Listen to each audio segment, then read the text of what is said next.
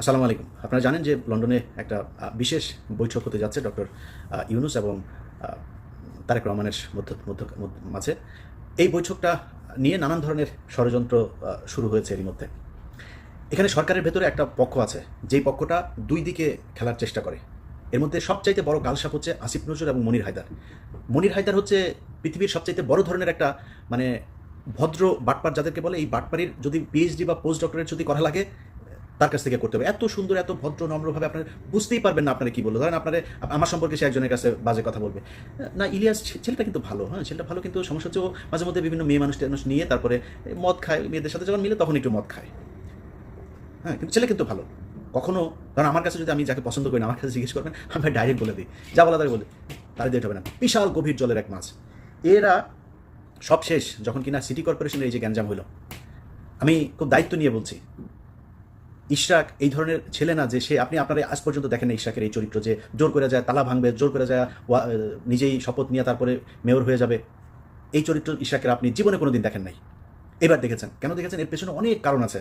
আমি সব কিছু আপনাদের সামনে বলছিও না, ওইটা নিয়ে ভিডিও করছিও না, যেহেতু আমি এটা ওই আলোচনায় যাচ্ছি না। বাট এই বৈঠকটা হয়েছে উপদেষ্টা পরিষদের।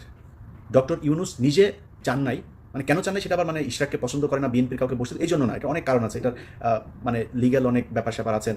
তো এগুলো মিলে উনি চান নাই যে ওই নির্বাচনটাকে কেন্দ্র করে তারপরে এই কোর্টের রায় অনুযায়ী ও বসুক, উনি চান নাই। তো সিদ্ধান্তটা সব উপদেষ্টারা মিলে নিয়েছেন। এটাকে ইশরাক এবং বিএনপির কাছে গিয়ে আসিফ নজরুল এবং মনির হায়দার এমনভাবে প্লেস করেছেন যে আপনাকে বা তোমাকে বসতে দিতে চাচ্ছে না আসিফ মাহমুদ আর হচ্ছে মাহফুজ আলম। এই দুইজন হচ্ছে তোমার শত্রু, দুই পক্ষকে মুখোমুখি করে দিল। দেখেন এখন এরা যখন জানলো যে হ্যাঁ ও আমার বসতে দিবে না, তোমরা হচ্ছে হ্যাঁ আমার কথা শুনবে না। বিএনপির পুরো সাংগঠনিকভাবে একদম সর্বোচ্চ জায়গা থেকে ইশরাককে ছাড়পত্র দেওয়া হয়েছে, না এটা আমাদের জিততেই হবে, এইটা দিয়ে দরকারের সরকার পতনে চলে যাবো আমরা। মাঝখানে কি হইলো, ওইদিকে গোয়েন্দা সংস্থাও পাম দিচ্ছে এই দুই পক্ষকেই, দিয়ে গ্যাঞ্জামটা বাধাই দিল। এমন একটা পরিস্থিতি তৈরি হলো যে ডক্টর মোহাম্মদ ইউনূস শেষে বললো আমি ইতেই থাকবো না। তো ইউনূসকে আপনি যত কিছুই বলেন, এখন আমি কালকে একটা পোস্ট করেছিলাম যে ডক্টর মোহাম্মদ ইউনূস লন্ডনে যাওয়ার পরে এই যে আপনার টোকাই পার্টি, যেটা পলাতক পার্টি এখন সেখানে নানান ধরনের ইটি করছে। সারা জীবন বিএনপির কাছে কিন্তু লন্ডনে সারা জীবন মার খেয়েছে ওইখানে, এবার তারা বিশাল আকারে। তো আমি এটা পোস্ট করেছিলাম যে বিএনপির উচিত ডক্টর মোহাম্মদ ইউনূসের ইয়েতে থাকা। তো বিএনপির অনেক মানুষজন আবার এটাকে করেছেন যে বিএনপি এখন কেন থাকবে, বা বিএনপি এই জন্যই থাকবে কারণ এই ডক্টর মোহাম্মদ ইউনূস যদি নাকি গত 10 মাস না থাকতো তাহলে পরিস্থিতি অন্যরকম হইতে পারতো, সেটা কাইন্ড অফ আমছালা সব যাওয়ার মতো অবস্থা হইতো। আবার স্টুডেন্টদের সাথে আপনি দুর্নীতি করছে, এই যে আপনার কি এই যে হান্নান মাসুদকে নিয়ে আলোচনা হচ্ছে, দুর্নীতি করছে তো অনেকেই দুর্নীতি করছে, করে না কে আমার এটা বলেন, যে ওই দলের এই ব্যক্তি এই পর্যন্ত ক্ষমতায় ছিল, করে নাই, করে তো। এই ছেলের তো আপনার জুলাইতে তার যে অবদান, এটা ভুলে যেতে পারবেন না। তো এই জায়গায় রেসপেক্ট রাখতে হবে। এদের কারণে আপনি আজকে অনেক কিছু পেয়েছেন, অনেক কিছু সহজ হয়েছে, এটা মাথায় রাখতে হবে। তো আপনি এখন মনে করছেন যে না আমরা কেন থাকবো, বিএনপি কেন থাকবো, বিএনপি এই জন্যই থাকবেন, আওয়ামী লীগের প্রশ্নে আমাদের সবাইকে এক থাকতে হবে, এই জন্য থাকবেন।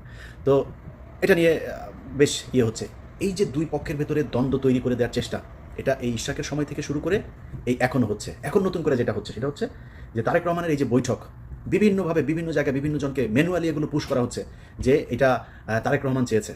দুই একটা এই সোশ্যাল মিডিয়াতেও চলে এসেছে যে তারেক রহমান চেয়েছে, গণমাধ্যমেও দুই এক জায়গায় দেওয়া হয়েছে এইভাবে যে তারেক রহমান চায় এই বৈঠক হোক। তারেক রহমান এই বৈঠক হোক এটা চায় নাই, আমি একদম দায়িত্ব নিয়ে বলছি। তারেক রহমানকে অনেকভাবে রিকোয়েস্ট করে তাকে রাজি করানো হয়েছে। স্থায়ী কমিটির সদস্যের বিভিন্ন জনের কাছ থেকে একাধিক উপদেষ্টা গিয়ে তারপর তারেক রহমানকে রাজি করানো হয়েছে। তারপরে তারেক রহমান রাজি হয়েছে। এখন তারেক রহমান রাজি হয়েছে, তারেক রহমান রাজি না হইলে খুব ভালো হইতো, তারেক রহমানকে আমি ভালো বলতাম না। তারেক রহমান যে রাজি হয়েছে এটাই ঠিক করেছে। এবং যারা প্রপোজাল দিয়েছে, উপদেষ্টারা হোক, ডক্টর ইউনূস হোক, যারা প্রপোজাল দিয়েছে ভাই ছোট হয়ে যায়নি তারা। আমি মনে করি যারা প্রপোজাল দিয়েছে তাদের পক্ষেই থাকা উচিত, সেই ভালো কাজ করেছে। কারণ বিএনপি এবং ডক্টর মোহাম্মদ ইউনূস এই দুইটার মাঝখানে ফাটল তৈরি হলে তৃতীয় পক্ষ এখানে ঢুকবেন।